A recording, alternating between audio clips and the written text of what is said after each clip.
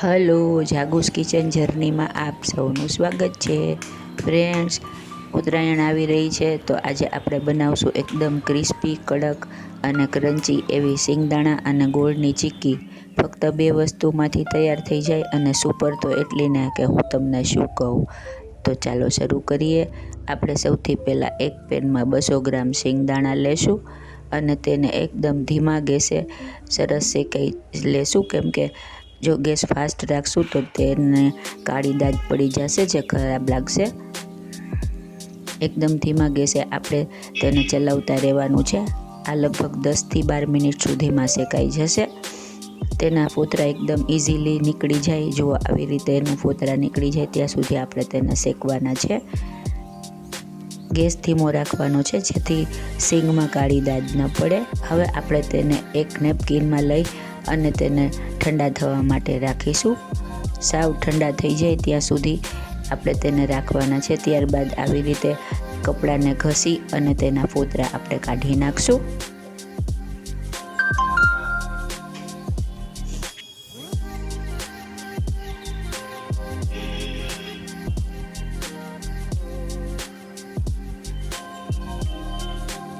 જુઓ, આપણા સિંગદાણામાંથી ઓલમોસ્ટ બધામાંથી ફોતરા નીકળી ગયા છે. આપણે હાથેથી આવી રીતે ઘસી અને જો કોઈમાં રહી ગયા હોય તો તે પણ કાઢી લેશું અને ત્યારબાદ તેના ફોતરાને આપણે ઝાટકી અને કાઢી નાખશું. હવે આપણે એક પેન લેશું અને તેમાં 2 ચમચી જેટલું પાણી એડ કરીશું અને ત્યારબાદ જેટલા સિંગદાણા છે તેટલો જ ગોળ, એટલે કે 200 ગ્રામ ગોળ લેશું. આ ગોળ મેં દેશી ગોળ લીધો છે જેથી ચીક્કીનો કલર થોડો ડાર્ક આવશે, પણ ચીક્કી ખૂબ જ સરસ બનશે. હવે આપણે તેને મીડિયમ ટુ લો ગેસ રાખી અને ચલાવતા રહેશું. ગોળ એકદમ મેલ્ટ થાય ત્યાં સુધી આપણે તેને ચલાવીશું. ત્યારબાદ આપણે તેમાં 1 ચમચી જેટલું ઘી એડ કરીશું. આનાથી આનું લસ્ટર ખૂબ જ સરસ આવે છે અને તે સરસ લાગે છે. ત્યારબાદ આપણે ગોળ એકદમ ફ્લફી ન થઈ જાય ત્યાં સુધી તેને ચલાવતા રહેશું. જુઓ, ગોળની ચાસણી થઈ જવા આવી છે. હવે આપણે તેને ચેક કરી લેશું.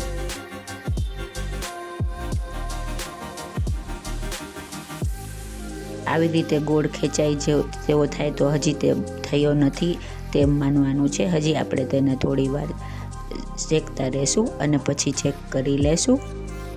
ગોળને તમે પાણીમાં નાખો તો ગોળનું ટીપું સીધું પાણીમાં જાય અને તે સહેજ 1 સેકન્ડ માટે ઠરે તો તે સરસ રીતે તેના કટકા થઈ જાય, એટલે આપણી ચાસણી થઈ ગઈ છે.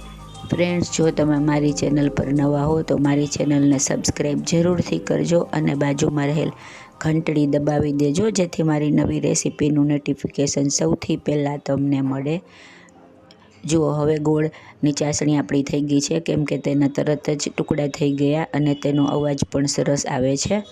હવે આપણે ગેસને બંધ કરી અને પિંચ જેટલા બેકિંગ સોડા એડ કરીશું. આનાથી આપણી ચીક્કી એકદમ ક્રિસ્પી બનશે અને ગોળનો કલર પણ થોડોક લાઇટ થઈ જશે, જે લુકમાં સારું લાગશે. હવે બેકિંગ સોડા સરસ રીતે મિક્સ થઈ જાય એટલે આપણે તેમાં સિંગદાણા એડ કરી દઈશું. સિંગદાણાના ફોતરા એકદમ કાઢી નાખવાના છે.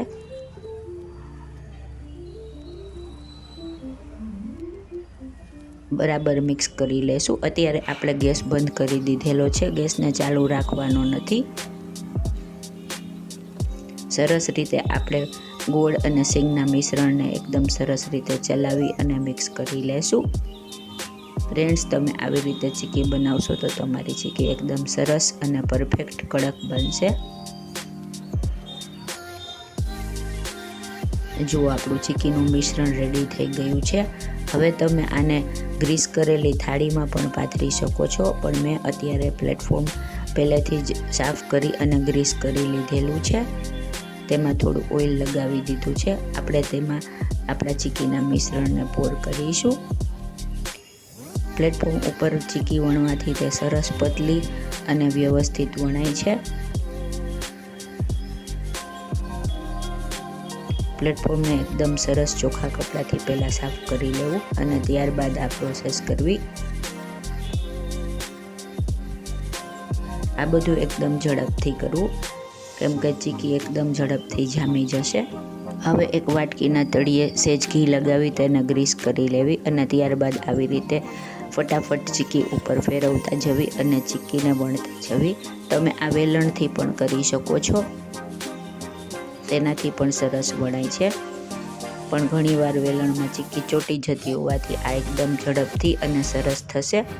જુઓ, આપણી ચીકી સરસ રાઉન્ડ શેપમાં વણાઈને રેડી થઈ ગઈ છે. હવે આપણે તેના ઉપર પીઝા કટરથી કાપા પાડી લેશું.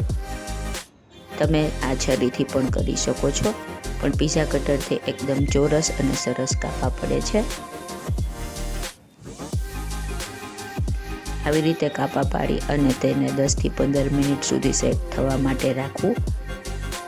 એકદમ ચીકી ઠરી જશે એટલે તેના સરસ મજાના કાપા પડી અને ચોરસ પીસ પડી જશે.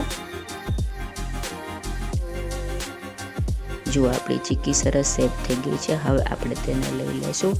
આખા રોટલો એમનેમ સરસ રીતે બહાર આવી ગયો. હવે આપણે તેના પીસ કરી લઈશું. જુઓ, એકદમ ફટાફટ એના પીસ રેડી થઈ જશે. છે ને એકદમ જોરદાર અને એકદમ ક્રિસ્પી, ખાવામાં એટલી જ મજેદાર છે. તો તમે ચોક્કસથી આ ઉત્તરાયણે જાતે બનાવી અને ટ્રાય કરજો. જુઓ, આપણી સરસ મજાની ક્રન્ચી ક્રિસ્પી સિંગદાણાની ચીકી રેડી થઈ ગઈ છે. હવે આપણે તેને જોઈ લઈએ.